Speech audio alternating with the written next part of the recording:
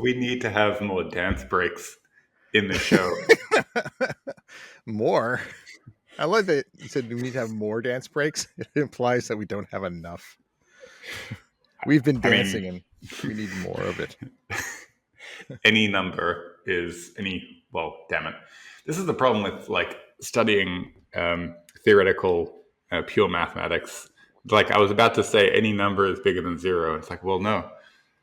Any positive real number is bigger than zero. I have Gotta that be problem specific. like daily. Yeah. Let me ask you a question, Smarty McSmarts Pants. Yeah. Is the number Yeah. 1 a prime number?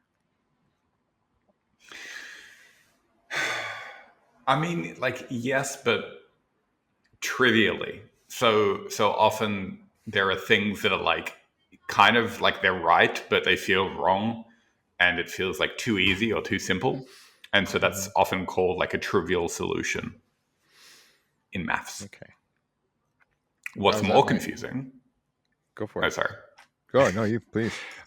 I was just going to say, like, so factorial, when you see a number with an exclamation mark, it's not like, a number. It's just that number multiplied by the next number down, multiplied by the next number down, and so on and so forth, right? So like 3 factorial, 3 with an exclamation mark is 3 times 2 times 1, right? And so 1 factorial is 1, right?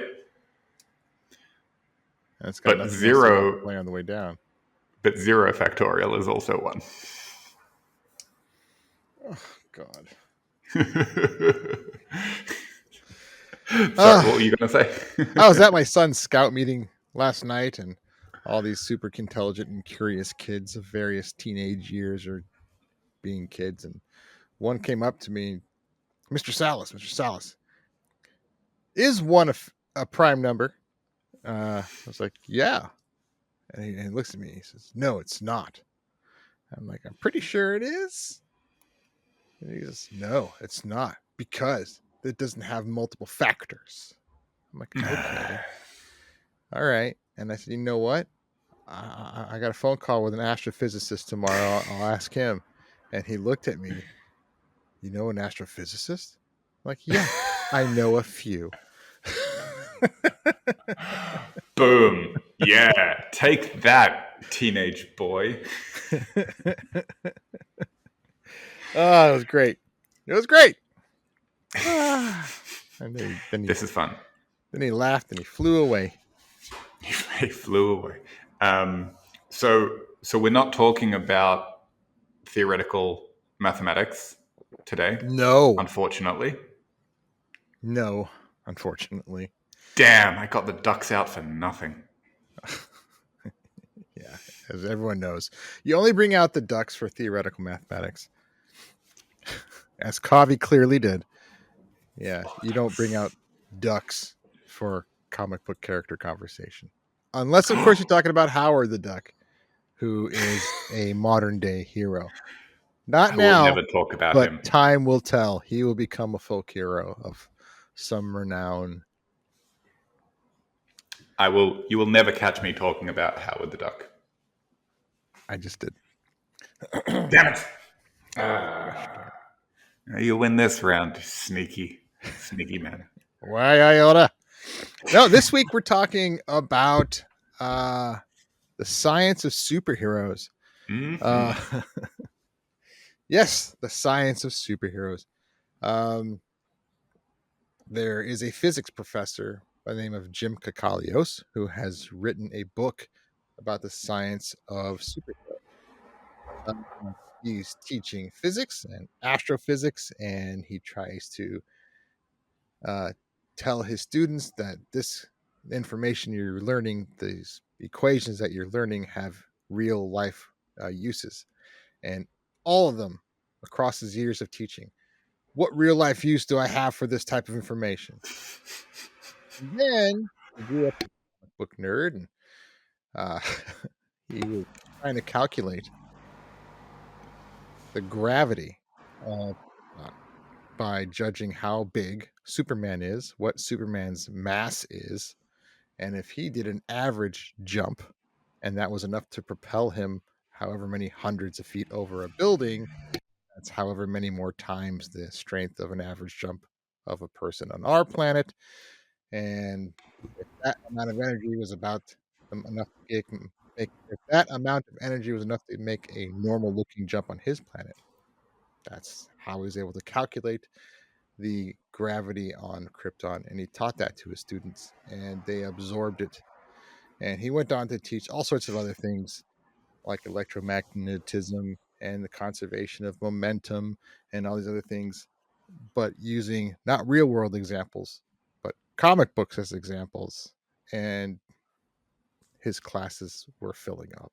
And went on book tours, and he gave all sorts of science advisory roles on various comic books and movies. And so we're talking about science and comic books.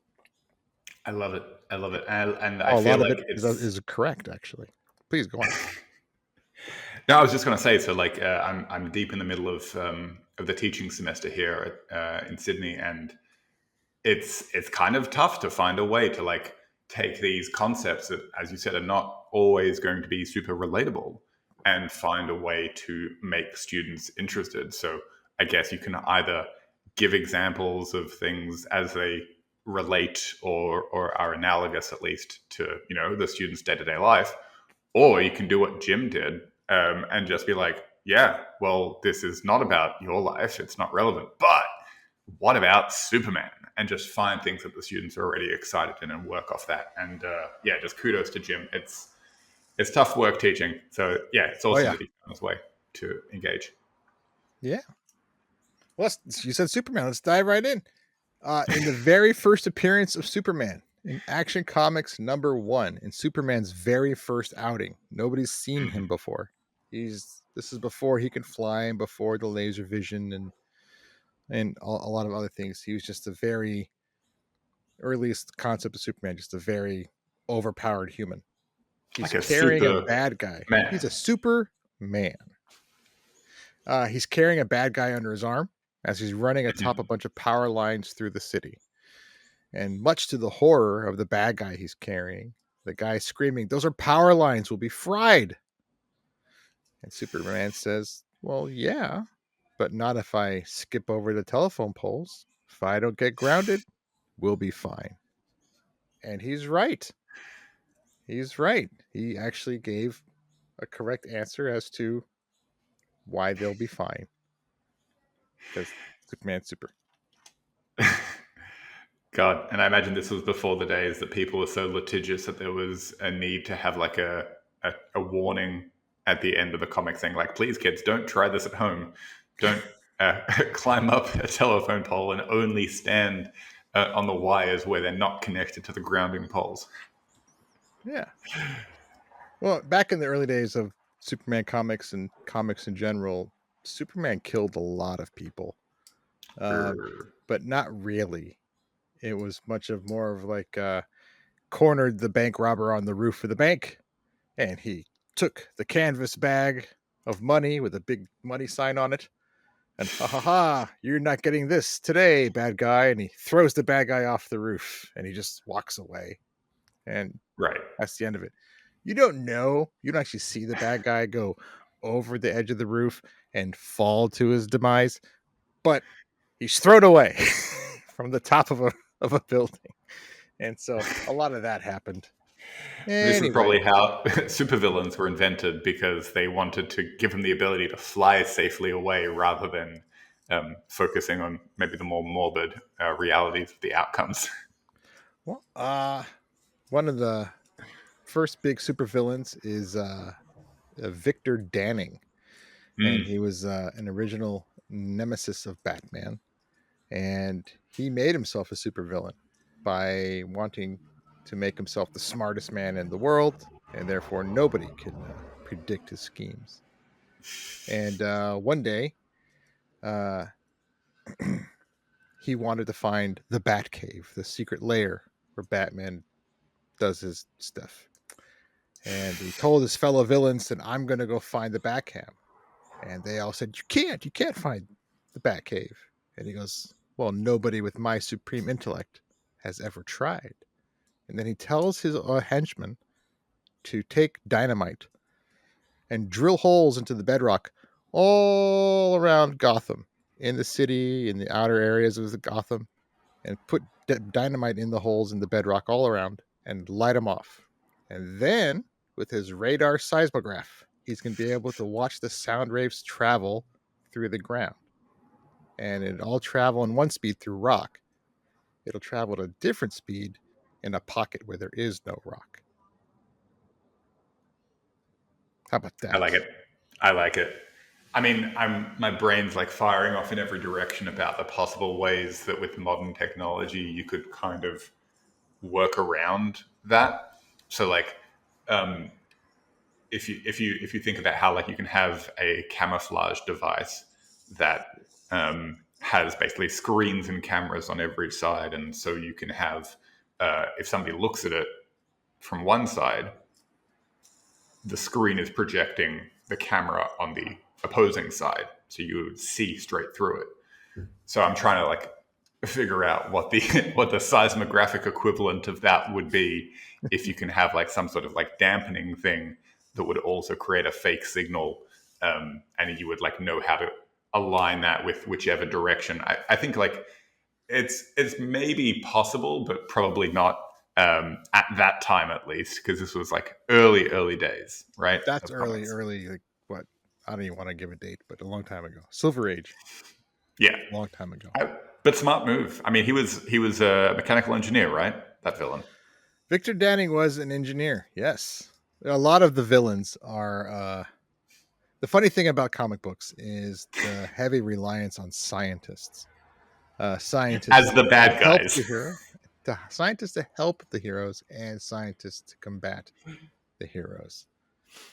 As a matter of fact, the Atom was a his real identity is Ray Palmer, and he's a physics professor. So Oh, this is the guy who picked up a chunk of a white dwarf, right? yes, and the Atom or Ray Palmer, physics professor, was working on a machine that would give him powers, and he was only Mhm. missing one missing ingredient, and that's a common theme in a lot of villains in comic book history. They're all working on some horrible device or some machine that'll Mhm. give them powers or abilities. They're just missing that one ingredient. Anyway, so the Atom found in the desert somewhere a chunk of white dwarf star, a rock sitting on the ground. That was exactly what he needed to give him his powers. And he had an incredibly hard time lifting up the small rock because he says, as he says in the comic books, white dwarfs are dense and made of dense, degenerate matter. Which One is thing they, true. which is true, but one thing they got wrong is that when he discovered the white dwarfs, is when he couldn't he put all his effort into picking up this rock made of white dwarf matter. Um, as scientists often do, who are comic book fans, they take a measurement, make an estimate of sizes or something in the comic. In this case, the rock had a radius of approximately 6 inches. They gauged that by they could see the Atom's hands holding it and his Hmm. belt and all these other things. So it's about 6 inches in radius. So a rock with a radius about 6 inches that's made of of white dwarf matter is going to weigh 50,000 tons. Yeah. I don't think if it Yeah. matters at that point if it's metric tons or US tons for all you techie people out there. It's 50,000 of them. Yeah. I don't think I you mean, could pick up like, 50,000 feathers. 50,000 is a lot. well, I mean, what's heavier, like a kilogram of feathers or a kilogram of steel? Wow, that's a kilogram. It's a kilogram. Aha! I see you've played this game before. Um, In but the yeah, U.S., there's a similar joke. What's heavier? Is it a pound of gold or a pound of feathers? mhm. And there's an answer. Pound of feathers is heavier Because you have to because live with the weight of what you've done to those poor birds. in our beautiful measurement system, there are more ounces to a pound of feather because they're measured as grains than there is ounces to a pound of metal, which is measured as a pound everywhere else. So you could take I your metric system and stick it, because we've got class. We've got all sorts of nice little differences in here. We make measuring fun, is what we do here. You make measuring chaotic, and it's not even chaotic neutral. I just, oh dear Lord, the kids like stay in school and don't try the imperial system. Just use the metric Please, system. You'll enjoy please it. use the metric system. You'll enjoy it. Dear Lord. But yeah, like white dwarf matter, a teaspoon of it would weigh as much as probably like 5,000 tons. Right. And he wouldn't have found it on the ground. It would be in the core. No, no. Something that heavy, even the ground couldn't support it. Well, yeah. Sorry, I said 5,000. Like five tons for a teaspoon of that material. It would be like having like a massive like a truck, right? Right. And so if you're talking about like thousands of times that, what, how, whomst? I don't know. But cool. I mean, white dwarfs in comics, love it. Love to see it. We spoke about white dwarfs last week in our Hertzsprung-Russell diagram. The Hertzsprung-Russell diagram. That was a fun one. I liked it. I liked it very much. All right. What's up next? Let's talk about the Flash. Let's get this one over quick. Okay. In a very early comic episode or issue of the Flash, he was having trouble during one of the very first attempts of trying to reach light velocity. As they called it, light velocity. As he's running, all the little word bubbles and thought bubbles are appearing next to his head as he's getting faster and faster. He's saying things like, something's wrong. I'm feeling tired. Maybe I didn't eat enough. I'm feeling heavy. Something's wrong. The closer I'm getting to light speed, the heavier I'm getting. And this is in a very early edition of the comic of the Flash, when he was wearing the little wings on his head. Oh yeah. Why, Kovi? Why was he getting heavier? This one I love. It's great. So, well, and I'm curious because he was like a science major, right? The Flash? Barry Allen, not the Flash. Yeah, Barry Allen. He's one of the smarter superheroes. Yes, he's one of the smarter ones. So it's odd that he's not familiar with one of these fundamental aspects, and I think one of the most fun aspects to discuss in terms of like cool science that will get the kids interested.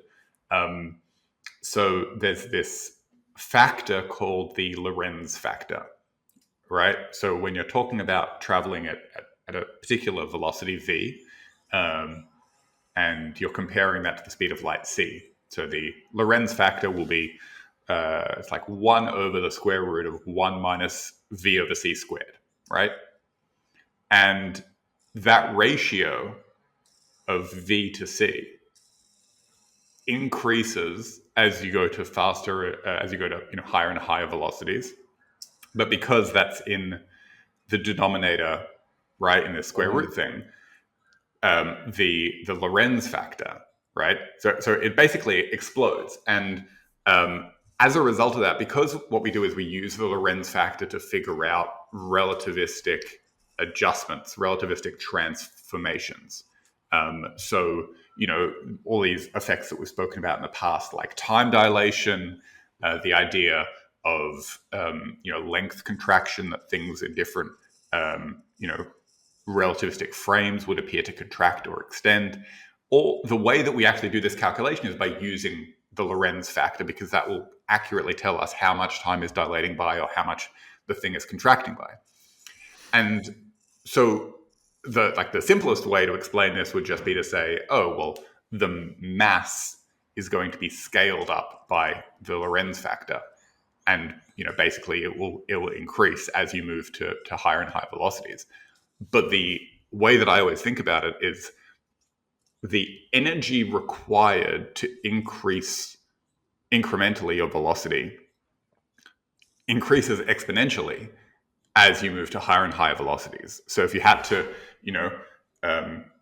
put in X energy to run a little bit faster, then to make the next increase in your speed, it's not just plus another X energy.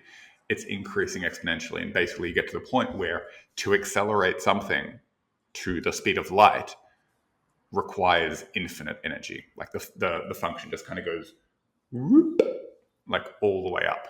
So that is why he was finding he needed to put in more energy, why he felt more sluggish. It's all because of the Lorentz factor and the relative velocity. The Lorentz factor. I'm writing that down. Flash versus the Lorentz factor. Yes. Yeah. Lorentz factor That in the show creates. notes when this episode goes up. Nice. Oh, I just remembered we haven't done an ad. Let's do an ad. Let's do an ad. So superheroes, they're great, right? That's what I heard. We've heard this, saving the day, stopping villains, but let's face it, they're a little rough on property and timelines. So that is where we come in, superhero damage control. We specialize in fixing the collateral damage of your friendly neighborhood hero, whether it's a skyscraper reduced to rubble or a time anomaly that's messed up your entire day. We've got you covered. Call superhero damage control today, because even superheroes need a good cleanup crew. Heck yeah! There's actually a few comics that cover like those types of cleanup crews and insurance programs. I wonder how a timeline would mess up your day. Would you even know? Oh, interesting. Right? Oh yeah, back to the grandfather paradox, are we? Well, it's like if you make a change that affects your timeline, do you experience it retroactively, or does that change just affect this new timeline that is splintered off? Not according to physicist and huge comic book and movie fan Michio Kaku. I like him. Well, I like his work. I am just a simpleton who reads the books and watches YouTube videos, so I can't say if this guy is full of hot air, but makes it sound good. And according to him, the paradox is like going back in time and making it so your parents never met.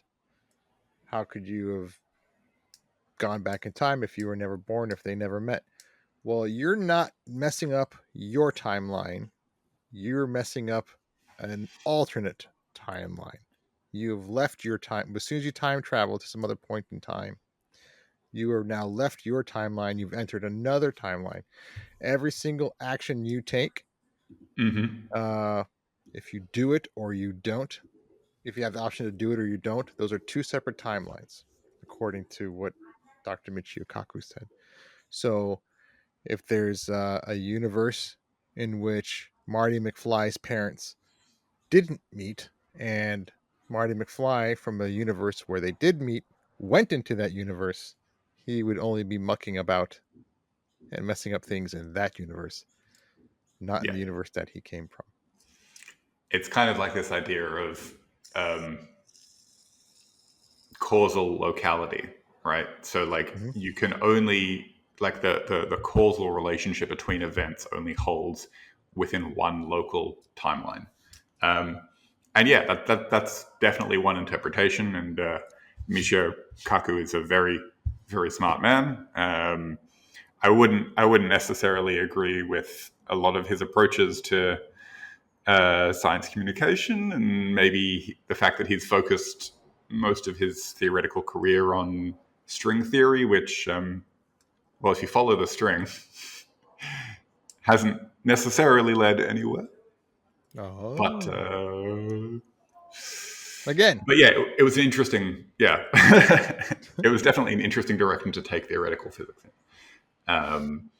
But yeah, no, that like whole timeline stuff has been all over superhero mythology, and certainly in recent time as well, it's been kind of showing up more and more. Alternate timelines, Right. alternate dimensions as well.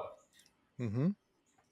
Although I guess sometimes we'll be seeing the alternate dimensions, spatial dimensions, showing up in like Doctor Strange, where Yeah, Doctor Doctor Strange kind Strange of has really pushed the has pushed the boundaries of falling in and out of multiple dimensions. I can't even begin to start talking about that one, other than it looks cool on the screen, and there you have it. I think they like, yeah, he's a doctor, sure, but like I think they kind of left the science at the at like in the lobby, like, yeah, Oh let's yeah, just not leave the even at the science door. here. It's not even Okay, science is not even let in the building at that point. It's just they forgot the science on the train on the way to the building. yeah. It's But moving cool. along, Yes. moving along. Uh, kind of a timeline-ish, time travel-ish uh story is with Captain Marvel. Mm. Um, when I don't know how many people saw the Captain Marvel movies, but it took place in the 90s, which is kind of cool. Mm-hmm. And the main character, uh, she's young and energetic, and she's a superhero or becomes a superhero sometime in the 90s. And then 25 ish years later, she shows up again for the Avengers Endgame movie. All the heroes here on Earth have been through several adventures and movies in that time, and they're older and grayer and no worse for the wear. And she shows up looking fresh, as if she just left the stage of that movie of hers and now she's here. At the end of her own movie, she flew off into space of her own free will, eh, just glowing and flying and looking for the scrolls on some other planet somewhere else in space. And so she's zooming around incredibly fast, near the speed of light, interplanetary travel. And a lot of people who have been watching the movies with some sort of a science minded eye, they think that this is where time dilation has come into play. She's been Mm-hmm. zooming around near light speed for months and months. But when she gets back to Earth for the big fight, everyone else has been here for years. And she's just, Yep. hi. Which is odd because you can communicate to her with a beeper.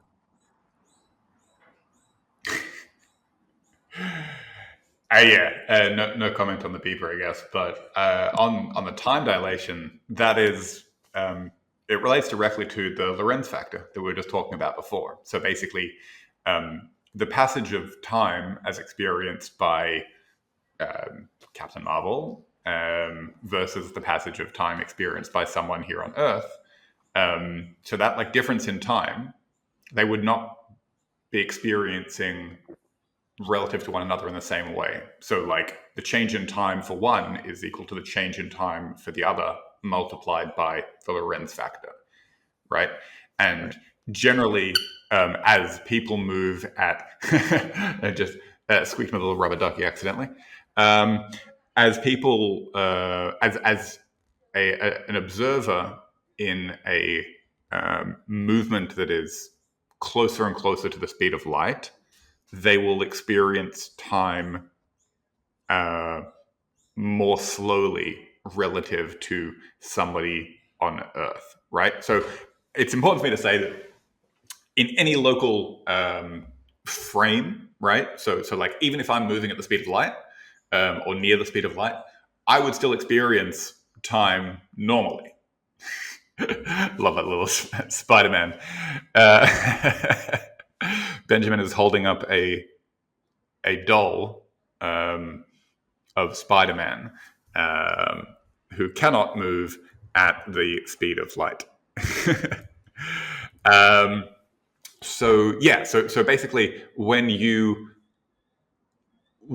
are traveling at the speed of light, or you are traveling next to a massive object, while you in your own frame of reference still experience the passage of time normally, the faster you are moving, or the closer you are moving to a massive object, like a star or a black hole, the slower you appear to be moving, or the slower you appear to be experiencing time relative to an external observer. So somebody from the outside, as we just spoke about in this example of Captain Marvel, they would feel like they have experienced time for longer than you have, if that makes sense. It Yeah. does make sense.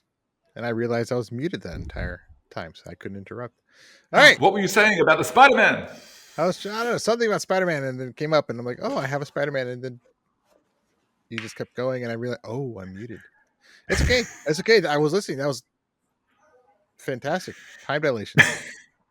Anyway, since we're talking about Spider-Man, since he's here, he's just hanging in. He swung by.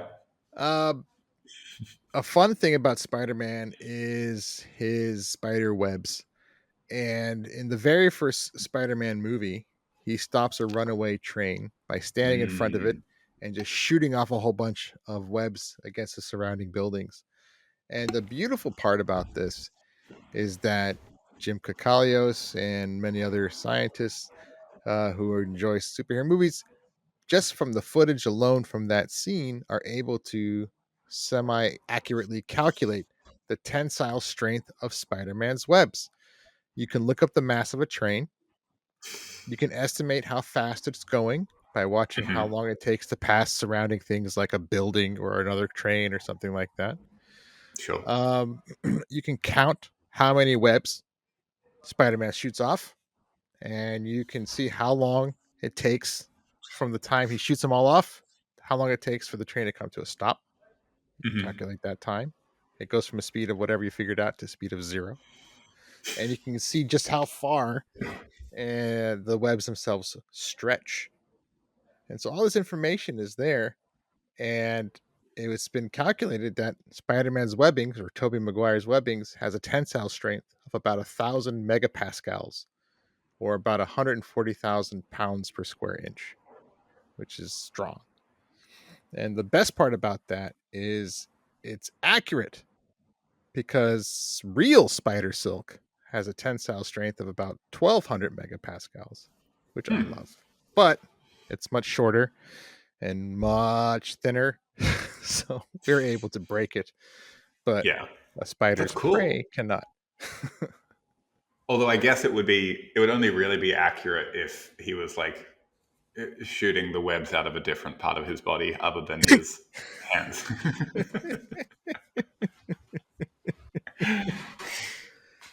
Oh, spider. Oh man. Yeah, okay. So it's cool to see that there's actually a fair amount of scientific accuracy, or at least like scientists or some science that goes into the thinking behind some of these characters. I like that. Yeah.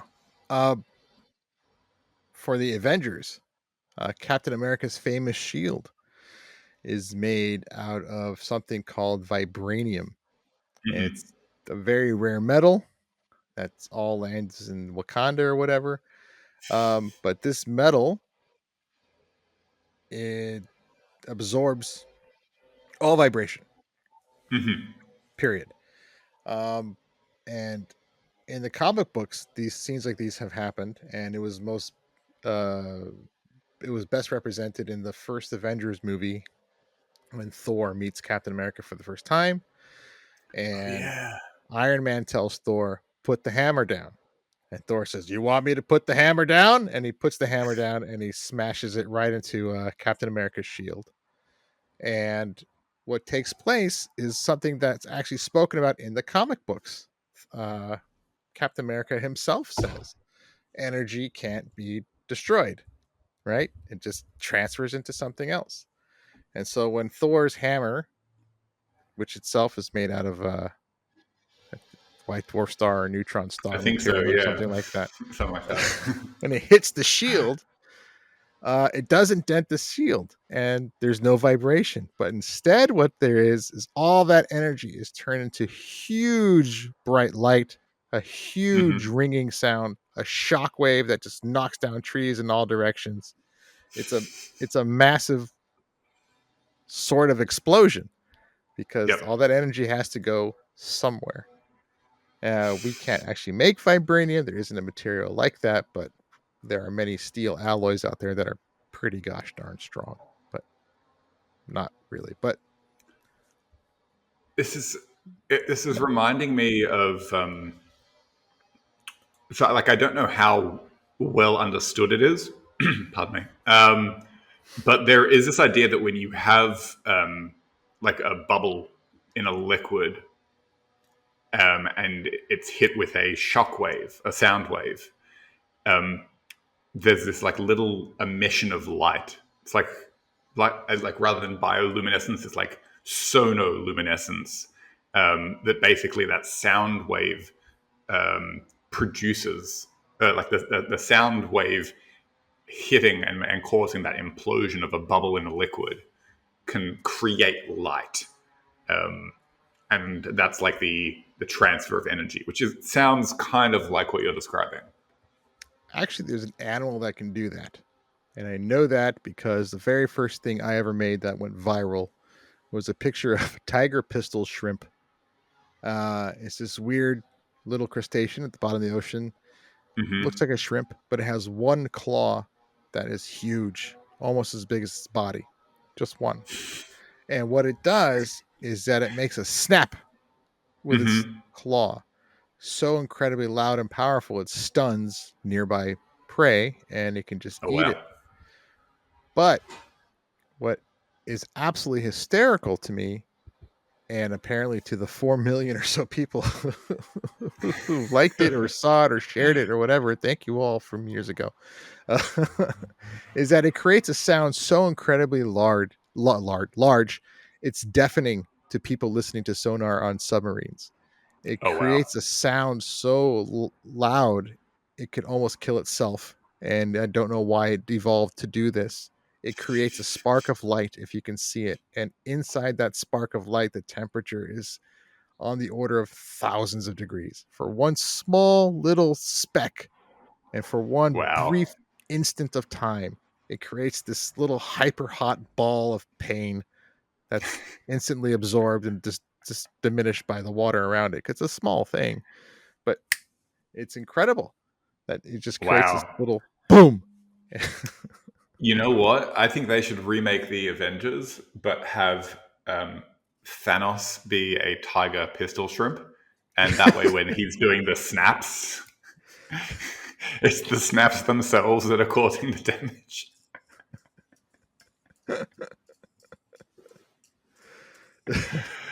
Uh, all right. Is there any more final superhero science that you want to bring up before we wrap this up?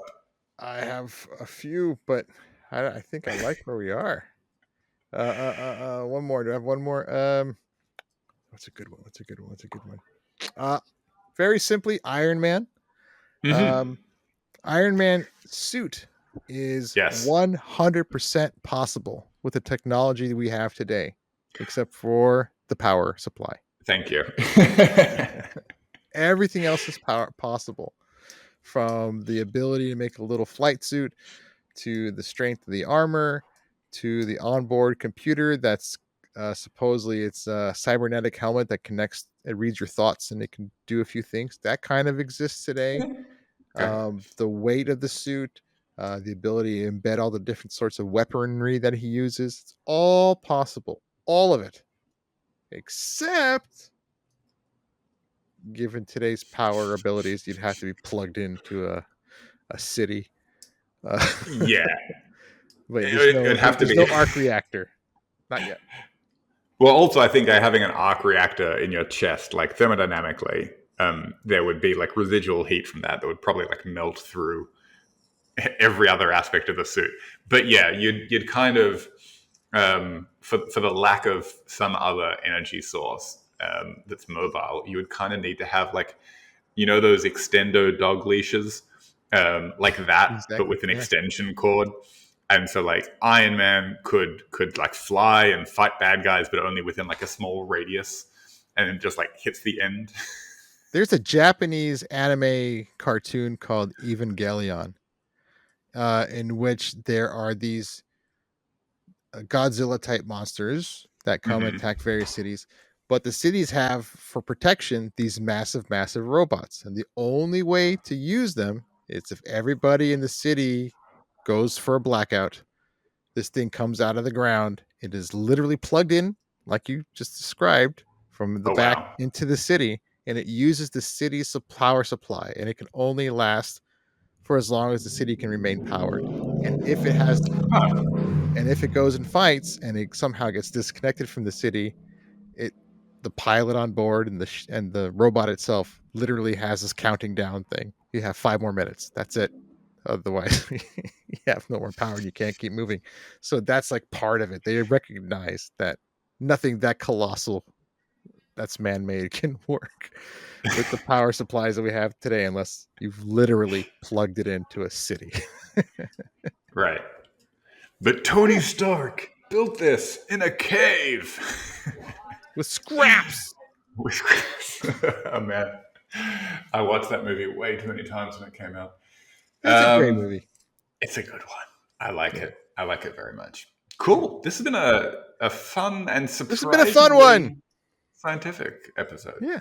See? Science is everywhere. Thank you, all Nice. you comic book writers and artists who consult with scientists or at least have an affinity for science before you make your little storylines. It actually makes it a lot more fun. Definitely. We thank you for that. And we thank you, our listeners and watchers, for coming back for another episode of Science Actually Presents the Nerd and the Scientist. Um, Benjamin, where can the good people track you down on the interwebs? The good people can track me down. Just look for the science action signal in the sky when evildoers are afoot. You can find that science signal on Facebook, on Twitter, on Instagram, Threads, TikTok, LinkedIn, Mastodon, Hive. Uh, yeah, look for science actually in all those places. How about you, Kovi? I love how you went for the bat signal, but not the World Wide Web when you have Spider-Man right in front of you. But that's fine. You can find me at Fun Fact Science on all the good social media platforms and also the bad ones. This has been another fun episode of Science Actually Presents the Nerd and the Scientist, and Yes, we it was. will catch you all, especially you, Benjamin, next time. Later, gang.